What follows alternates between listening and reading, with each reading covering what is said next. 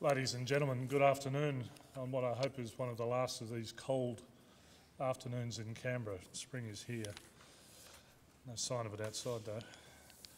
Today our guest is the Chief Executive Officer of the Australian Crime Commissioner, Mr John Lawler, AM, Australian Police Medal.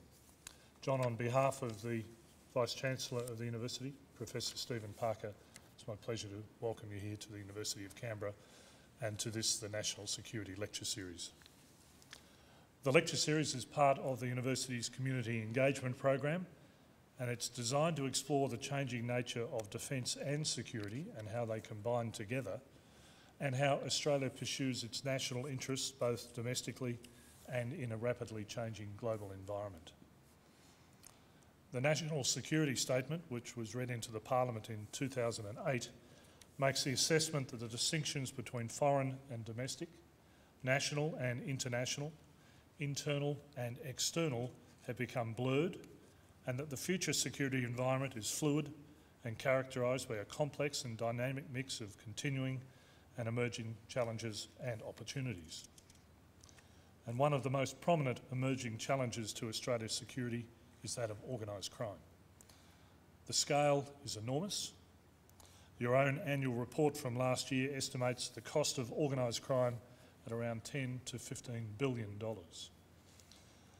As the Chief Executive of the Australian Crime Commission, you're in a frontline position. You have the role of countering this threat from organised crime.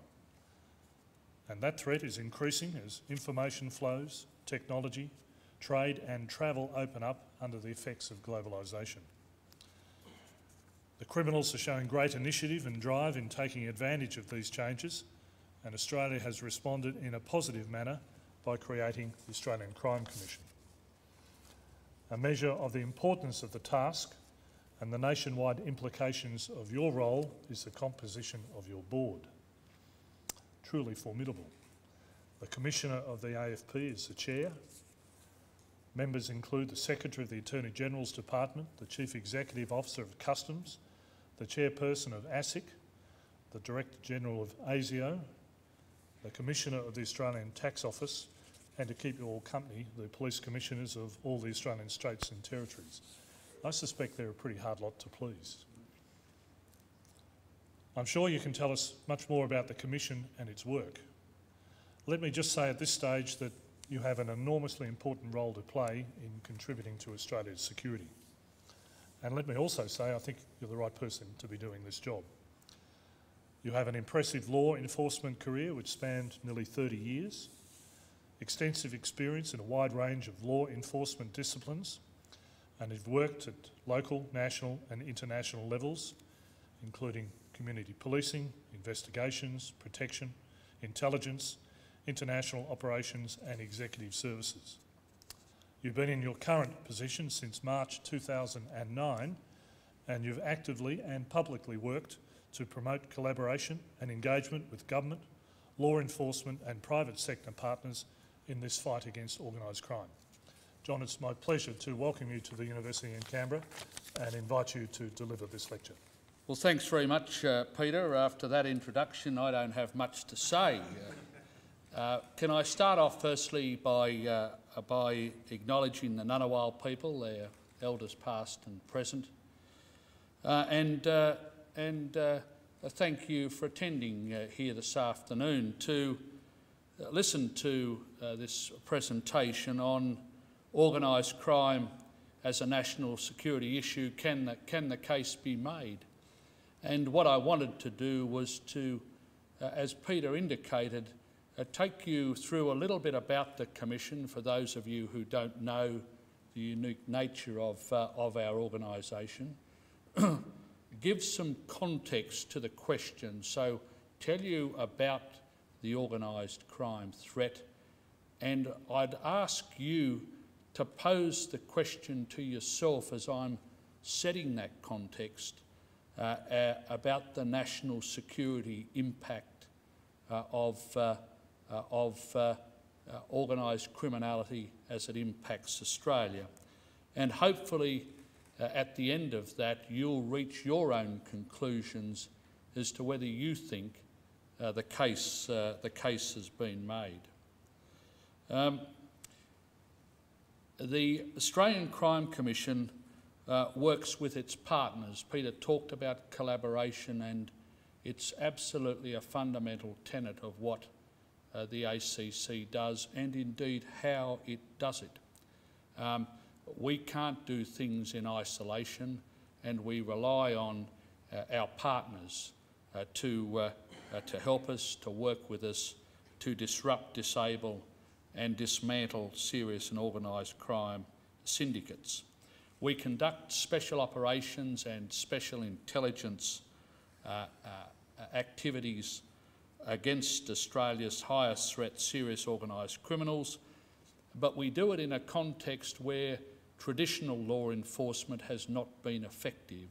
So not only are we targeting the very upper echelons of the threat, but we're doing so in an environment where traditional law enforcement has not worked. The ACC has a strong and complex governance framework. You'll be exhausted after I talk to you about that governance framework. Peter mentioned the board. We have our board meeting next Wednesday, the 5th of September, and it is a very interesting exercise to bring such a group of people together and focus them on their statutory responsibilities, which is about strategic direction of law enforcement in this country. And the Commission's role is to try and put before them papers and issues that require that national collaborative response. And I hope we play a small part in actually achieving that particular important role by the board.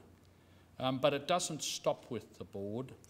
We have an intergovernmental committee which is made up of state and territory police ministers or attorneys general, or indeed chief ministers in some instances where they have a dual portfolio responsibilities.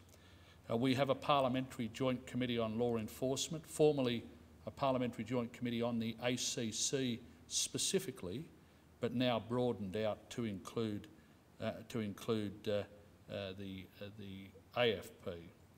And we also are subject to the Australian Commissioner for Law Enforcement Integrity, the Commonwealth Ombudsman, the Australian National Audit Office, the courts, and the list goes on. And indeed, we welcome that oversight. We welcome that governance because we've been entrusted with very substantial powers. And I spoke this morning on 666. I don't know whether anybody heard that, but I was asked a question about balance and how does one balance a power and authority against the civil liberties and freedoms that our community expects. And part of that balance is through that strong governance and oversight. Our job is not only to respond to the most serious organised crime risks, it's about identifying those risks. So we're in one part of our business reactive and in another part very much proactive. We've got unique investigative capabilities, capabilities that the Parliament of the country has decided to entrust the Commission with. And when I tell you about those, that will be no surprise.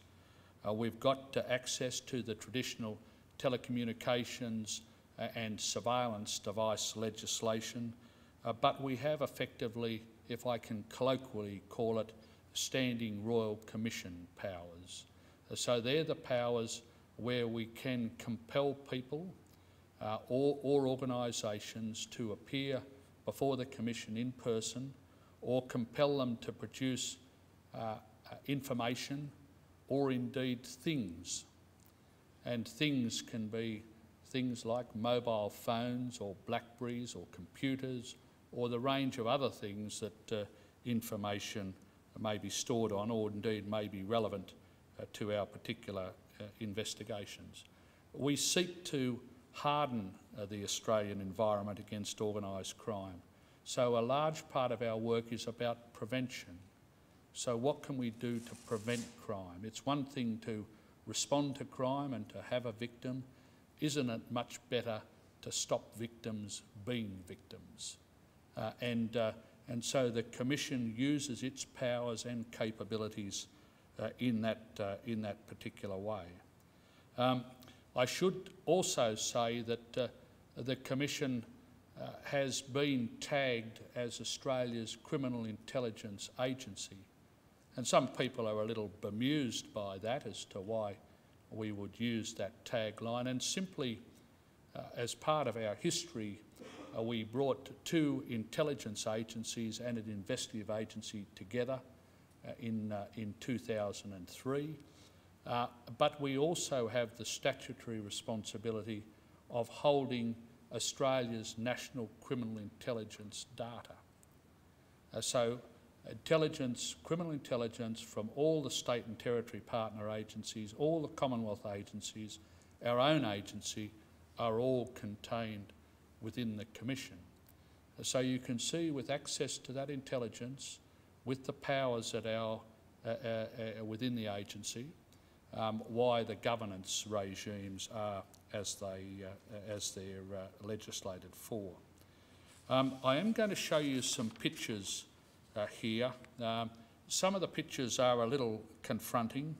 I apologise for that, but what we're dealing with here is confronting.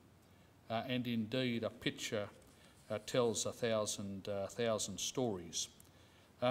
Peter spoke about the cost of organised crime. The reality is we don't know precisely what organised crime costs this country. What we do know is that there are international studies out there that put it at between 1% and 2% of GDP. People can help us with our GDP for 2011, I'm sure. No takers, $1.3 trillion. We've obviously got some mathematics students in the room. You can do the arithmetic on that, and you'll find that those figures are very conservative figures. If you go to the UK, they're talking in figures of about 4%. So we don't know precisely, but we do know these are big figures. We know that organised crime is motivated by profit. We know that organised crime has penetrated a diverse group and broad range of sectors. These sectors are very diverse, and we see organised crime often through the lens of an underbelly or a popularist TV show. That's how most of the communities see the threat. But indeed, the threat is much more than that.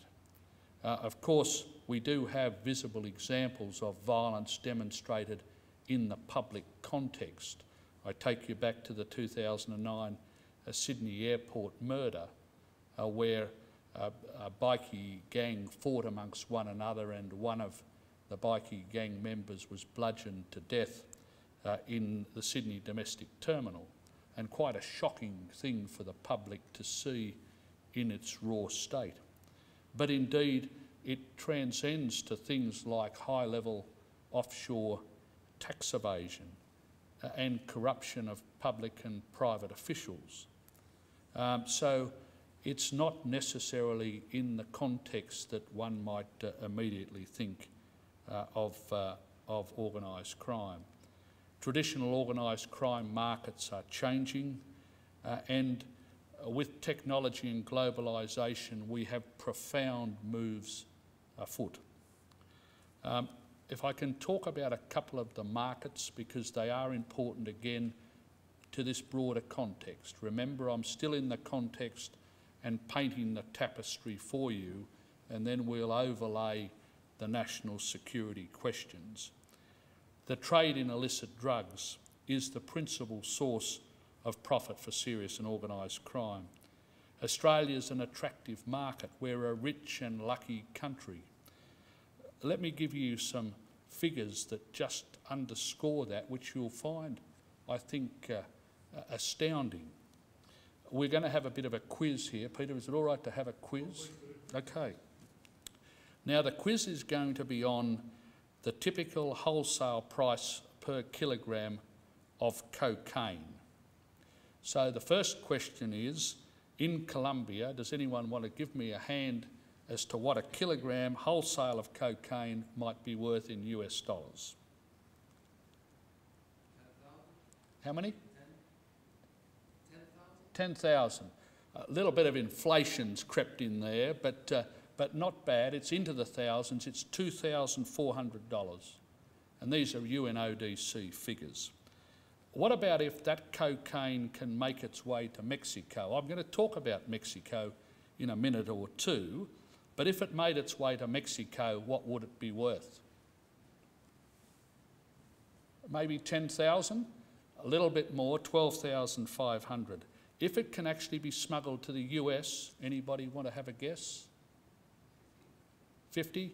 A little bit less, about 33,000. But what about if the smugglers can get it to Australia? Over 100. Over 100. Double 100. Try $220,000. That's 9,100% markup.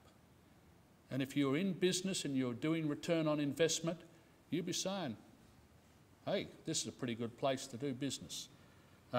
So that's one of the contexts. We've got a very lucky country, we're very wealthy, and we're seen as a highly attractive market. What we see is that the groups behind this are extraordinarily sophisticated and well-resourced. How well-resourced? Well, some of them, Mexican drug syndicates, for example, generate profits that rival the GDP of some of the world's smaller nations. Extraordinary, extraordinary. Some of them would be amongst the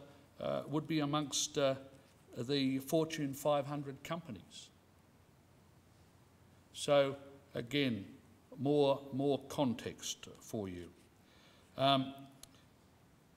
You may have seen in media reports in February highlighting the seizure of 13.6 tonnes of pure methamphetamine. I think you've got that up on your screen. Maybe we need to go back, Patricia, if we can, back or forward. Yes, that bottom right-hand corner slide is what 13.6 tonnes of methamphetamine looks like, seized by the Mexican army. It was half of the overall meth seizures for 2009 and worth $3.7 billion. So there it is up there in the right-hand corner, $3.7 billion of methamphetamine. The 2007 Australian Drug Law Reform Foundation report found an estimated economic cost of illicit drug use in Australia to be $6.7 billion. We won't talk in millions here, we'll talk in billions.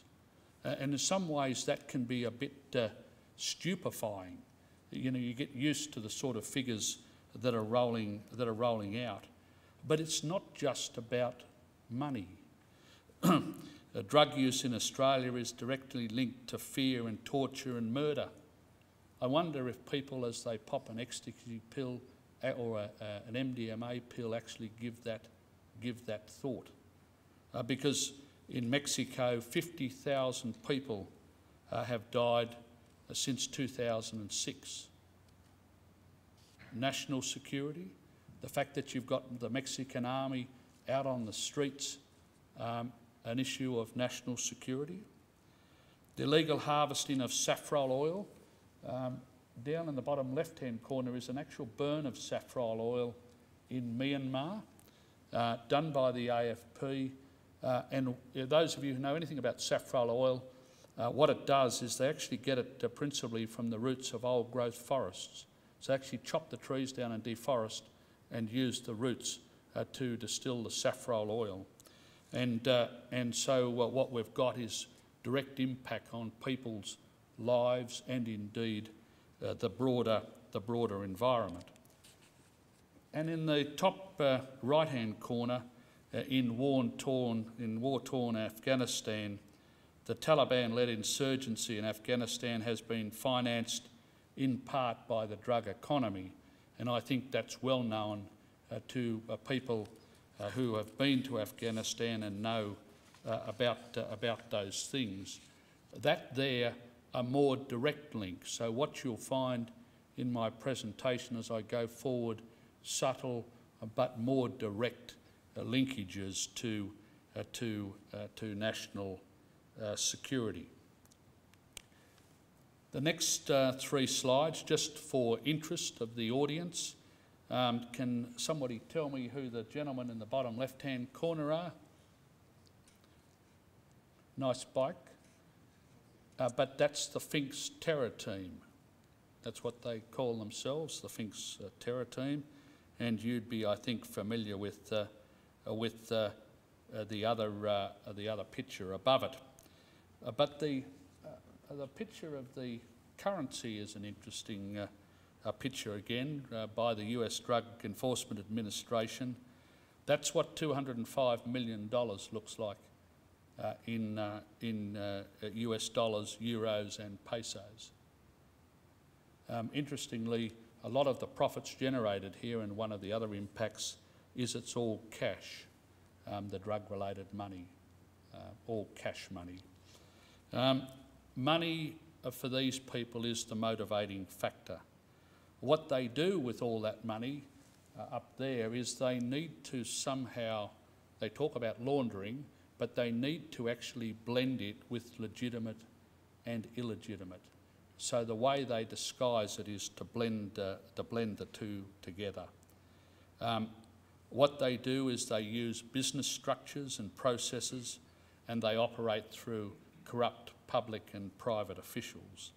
The sheer size and reach and influence of organised crime groups make them the most powerful businesses in the world. For example, our Italian organised crimes had a long history globally, with connections in many countries, including here in Australia, and are involved in a wide range of criminal activities, including large-scale drug manufacture and trafficking, money laundering, extortion, and murder. As recently reported in The Age, a report by an employers' association in Italy found the mafia to be the country's biggest business enterprise. I don't know whether some of you saw the Four Corners program on the Camorra in Naples, but if you saw that program, we'll give you another window on that. The annual turnover of that business enterprise, $174 billion. In Australia, outlaw motorcycle gangs, or OMCGs, remain one of the most high-profile manifestations of organised crime. There are approximately 40 OMCGs in Australia, and about nearly 5,000, 4,850 we estimate, are patched members. OMCGs have infiltrated a range of sectors, including the private security industry. There should be no surprise there. If you think about what the private security industry does, you can see the nexus as to why they'd have a business interest in being there. The maritime sector, so there is penetration of our border security apparatus, particularly in the maritime sector, and their leadership structures are becoming more disciplined, agile, entrepreneurial and diverse.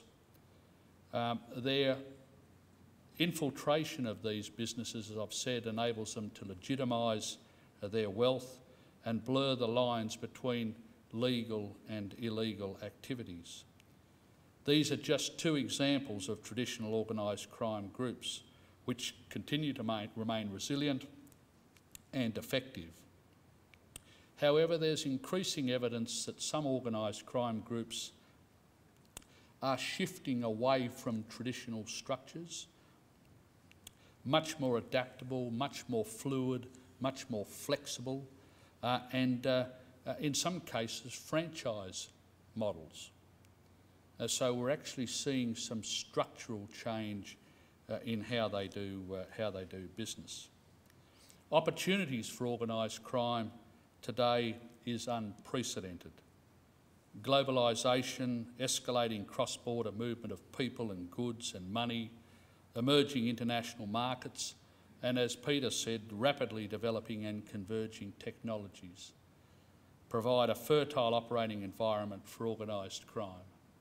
And I tell quite a simple little anecdote as to just how flexible they are with the stimulus payment that was made in late 2009 I think it was, where West African organised criminals were purporting to be the tax office 24 hours after the announcement of that a particular initiative, encouraging people to provide their bank account details so the stimulus payment could be made into their accounts.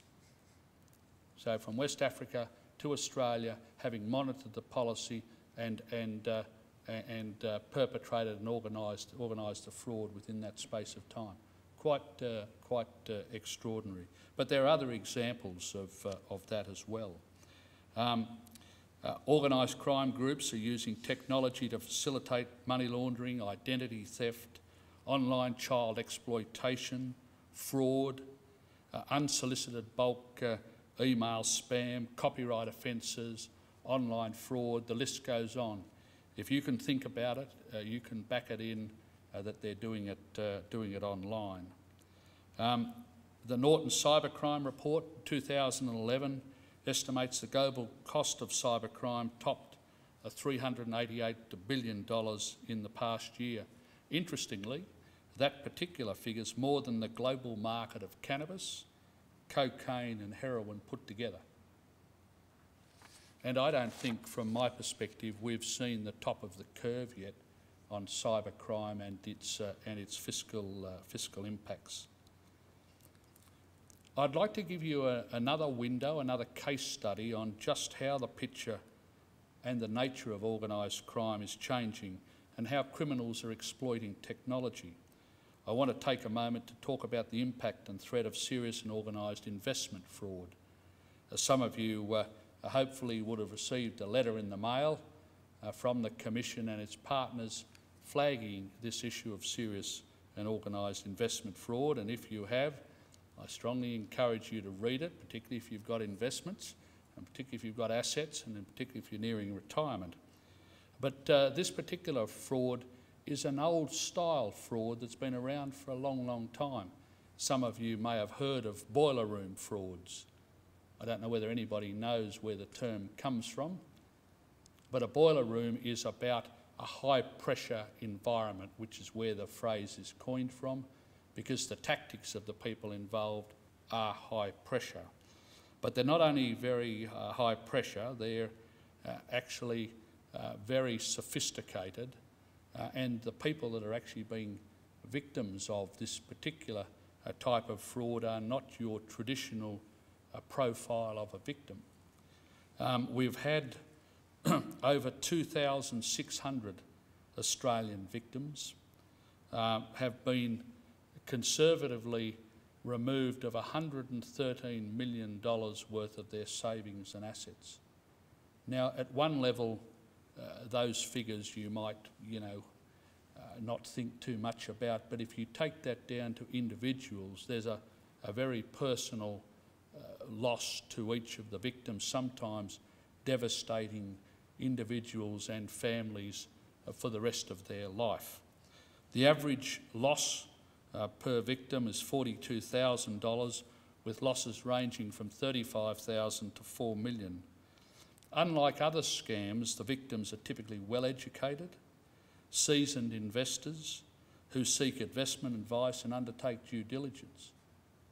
And you might say to yourself, you might ask me a question at the end of this, is how could those people possibly become victims if they've done due diligence? And I'll try and answer that for you.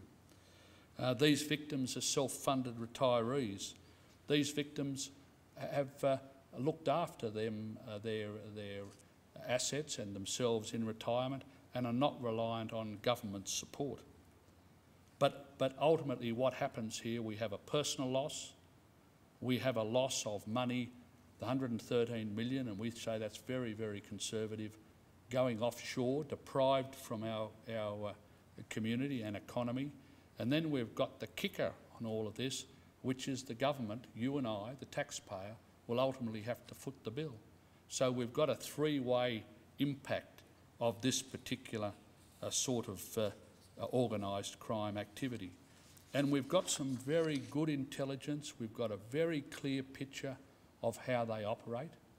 But these are people that have never been to Australia, will never come to Australia, where the evidence to prosecute them is very difficult to put together by traditional policing. And so if you think about that and how the cyber environment is enabling this threat, people losing confidence, people being fearful, the impact that that can have on communities and economies, national security. So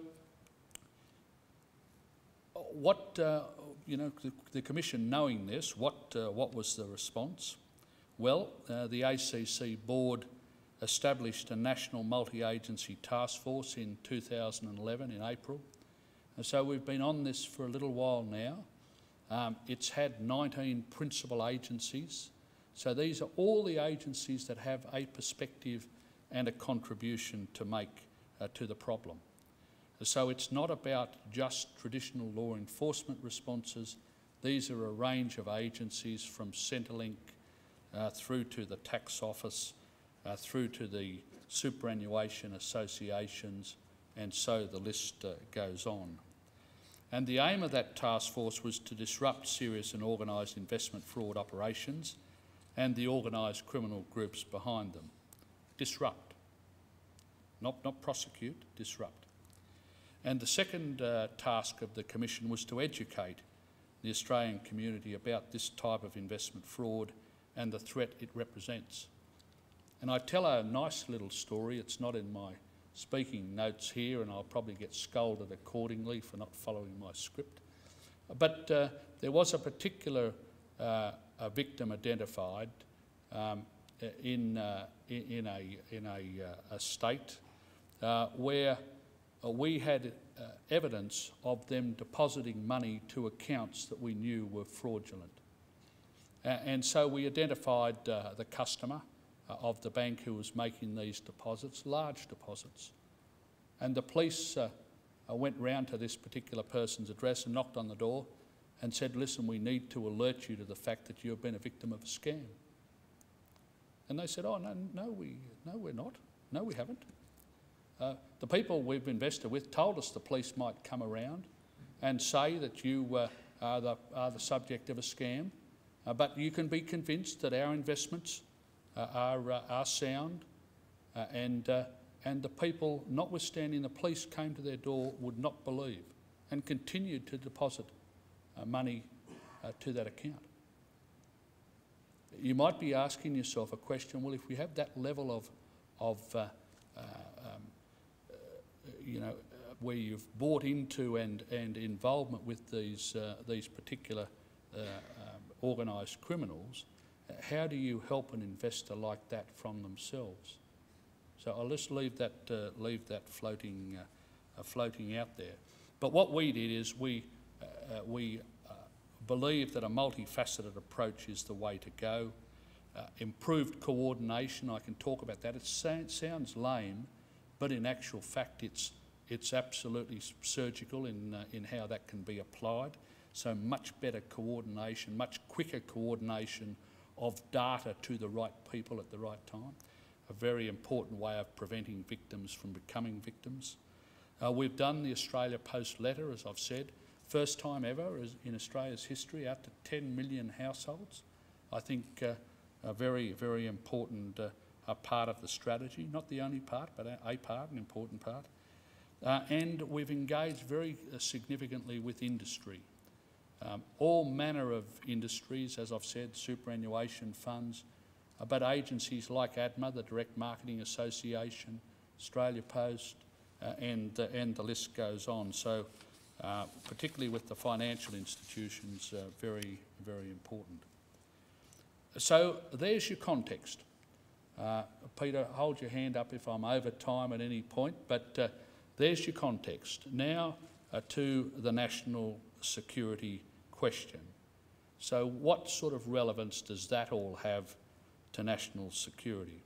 Well, perhaps it's important to actually settle on a definition of what we're talking about when we're talking about national security, and given where I am, what better definition to bring to the fore is the 2009 Defence White Paper, which defines national security, and I'll quote, as ensuring Australia's freedom from attack or the threat of attack, maintaining our territorial integrity and promoting our political sovereignty, preserving our hard-won freedoms and sustaining our fundamental capacity to advance economic prosperity for all Australians.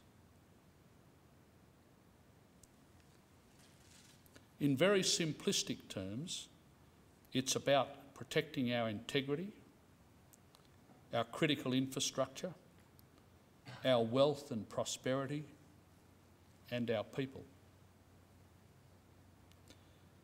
Organised crime either does or has the potential to compromise each and every one of those factors to undermine the very fabric of the Australian society.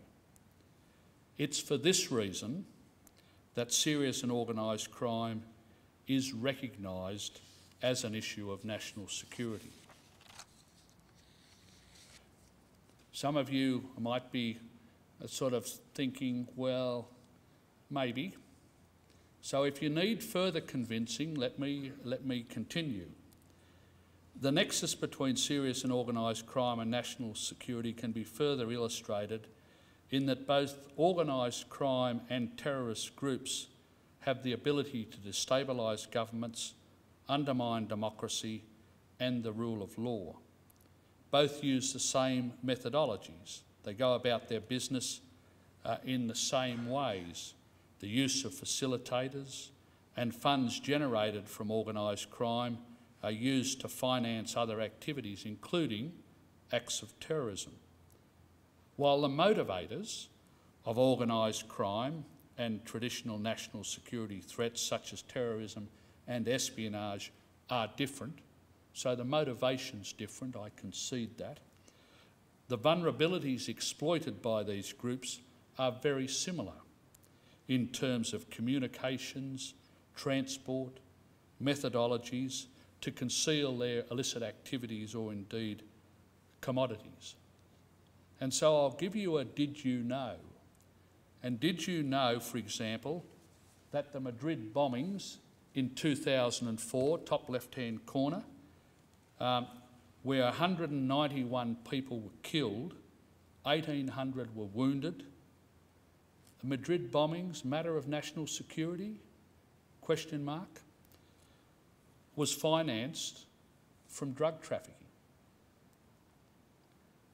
Need more convincing? Let me go on. The Bali bombings, closer to home, 12th of October 2002, you can see it, top right-hand corner. Some of you in this group here may have actually gone to the site there.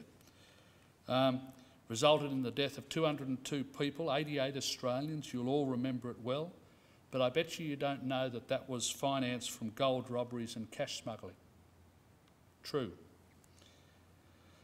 On the 27th of January 2011, the Australian reported Indonesia jihadis have formed terror cells using drug trafficking and armed robberies to fund training and weapons purchases.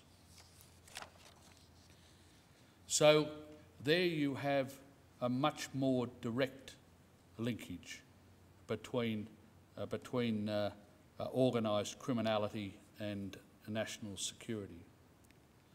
But as I highlighted in my presentation earlier, it's not just traditional criminality, such as drug trafficking, that present the risk to national security.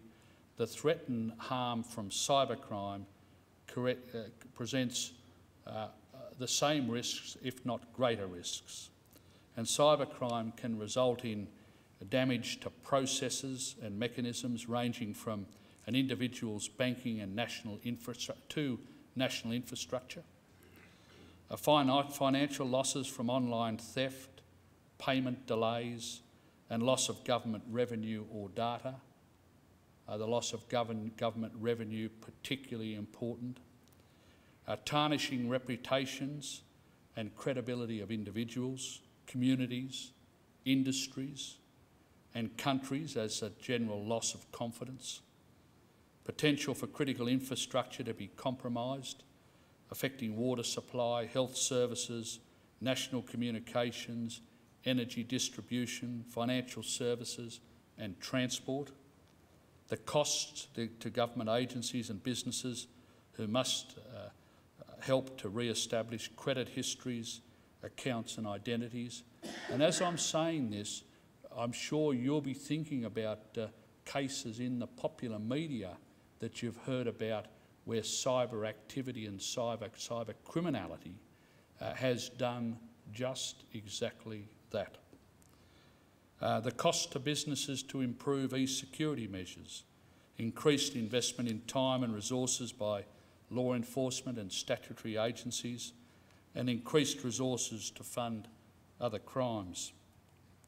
These examples highlight the threat serious and organised crime poses to national security. Organised crime, and Peter mentioned this in his opening comments, was first recognised as a national security issue in the inaugural National Security Statement. I could have led from the front there. I could have said the case is made because the government of the day says it is. And in 2008, the then Prime Minister included transnational crime as part of the national security definition. But indeed, I thought it was better to leave that to later in the presentation. But it is an important fact, nonetheless, that the government of the day has made that clear in their national security statement.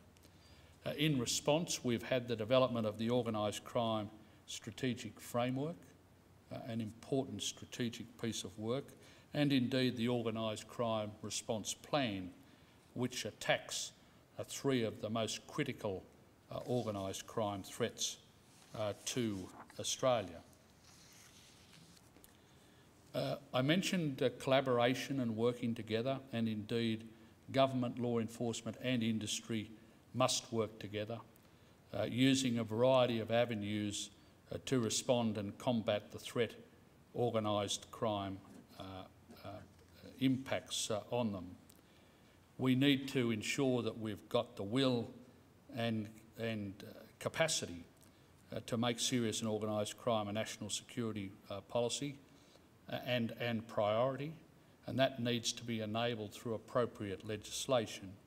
And you will see a number of the parliamentary joint committees as we move into September dealing with matters of serious and organised crime, and indeed looking at policy and legislative enhancements to combat the threat. And there's public debate occurring on those issues as we speak. Very important to work with the private sector. Up until very recently, the Commission has been prohibited in a legislative context from sharing information with the private sector.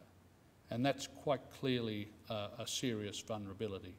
There is a balance, of course, between the sort of information we have in our possession and how that gets shared. Of course, very sensitive information, information that may be obtained under coercion, but maybe information that can actually help the private industry reduce risk, reduce damage to the community, and reduce the opportunity for there to be more victims.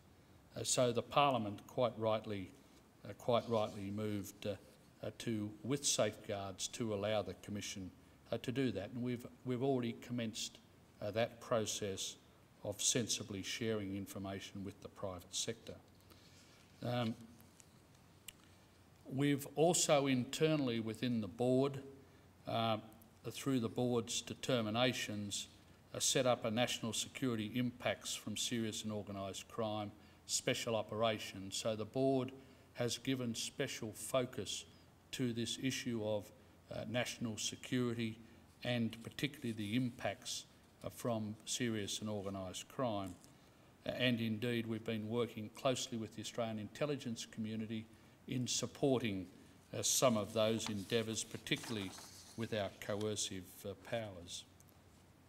We're developing strategic intelligence products that enables us to better assess and identify those areas that pose the greatest risk. We've got innovative data and collection and analysis to support information and intelligence sharing and data matching through the ACC-led National Criminal Intelligence Fusion Centre. And that particular centre, under a legislated framework, allows agencies to collaborate within the Commission and share data to identify risks and threats to Australia, to government and to the private sector. Probably the greatest challenge is not about disrupting the crime at hand. It's not about being reactive. We have a lot of policing agencies to do that, to respond to crime. But our role is about predicting. It's about hardening, it's about preventing, and it's about stopping crime from occurring tomorrow.